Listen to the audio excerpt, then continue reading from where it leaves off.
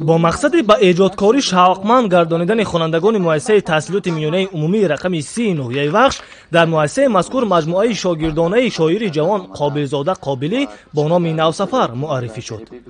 در آغاز محفل ایجادی راهبر مؤسسه مهمانان را خیر مقدم نموده اظهار داشت که با چنین جوانانی که از خود میراث گرانبها باقی گذاشته بهر بلند برداشتن نام مؤسسه و ناحیه کوشش میکنند افتخار میکنیم. سپس هم قلمان شاعر جوان برآمد نموده راه اندازی کردن محفل‌های ادبی را در حدود ناحیه به خاطر به کمال رسانیدن نوقلمان ایجادکار نظررس عنوان کردند. گفته شد که شاعران معروف سیدعلی مامور، اکرم ریزام، شراف‌الدین حیدری و دیگر ایجادکاران این ناحیه برای تربیت شاگردان نوقلم سهم بارز گذاشتند. شاعر جوان قابلزاده قابلی ضمن برآمد خود این نقطه ها را یادآوری نموده برای چاپ مجموعه و به چنین زینه ها رسیدن سهم آموزگاران مؤسسه را مهم ارزیابی کرد. در جریان محفل خوانندگان مؤسسه از ایجادیات شاعر جوان شعرها قرائت نموده بعداً با رقص و شادی چاره‌بینی را رنگین نمودند.